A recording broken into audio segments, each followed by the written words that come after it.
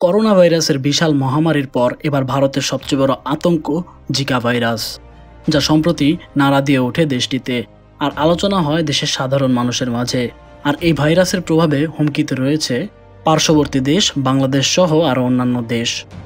গত কয়েক মাস ধরে ভারতের উত্তরপ্রদেশে মানুষ ডেঙ্গু রোগে আক্রান্ত হচ্ছেন। উত্তরপ্রদেশে মশার তীব্রতা বৃদ্ধি পাওয়ায় বেড়েছে ডেঙ্গু রোগীর সংখ্যা। কিন্তু কয়েকদিন আগে ভারতের বিশেষজ্ঞরা জানান, সম্প্রতি জিকা ভাইরাস আবারও নাড়া দিয়ে ওঠে। আর এতে ভারতের কেন্দ্রীয় স্বাস্থ্য মন্ত্রণালয় থেকে নির্দেশিকা জারি হয় পুরো দেশে।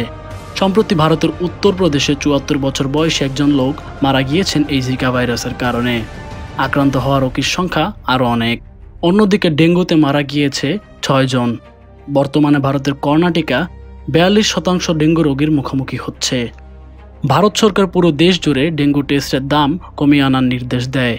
এছাড়াও ভারতের বেঙ্গালুরুতে রেকর্ড ছাড়িয়েছে ডেঙ্গু আক্রান্ত রোগীর সংখ্যা। তবে সবচেয়ে বড় চিন্তার বিষয় এই জিকা ভাইরাস নিয়ে, যাতে বেশি ঝুঁকিতে রয়েছেন গর্ভবতী মহিলারা, যা সরাসরি গর্ভবতী নারীর পেটে থাকা ভ্রূণতে গিয়ে আঘাত করে।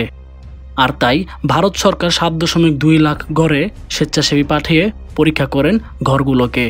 এবার আসা যাক মূলত এই জিকা ভাইরাস কি, কিংবা এর লক্ষণগুলো কি। এই ভাইরাস মূলত ডেঙ্গু ভাইরাসের মতো মশাবাহিত একটি ভাইরাস। আর এই ভাইরাসে আক্রান্ত ব্যক্তিকে অন্য মশা কামড়ানোর পর সেটি যদি আরেক ব্যক্তিকে কামড়ায়, তাহলে সেই ব্যক্তিও এই ভাইরাসে আক্রান্ত হবে। তবে এই ভাইরাস মরণঘাতক গর্ভে থাকা বাচ্চাদের জন্য। মূলত এই রোগে আক্রান্ত হলে তীব্র আকারে জ্বর ওঠানামা করতে থাকে, শরীর র্যাশের মতো লাল হয়ে যায়।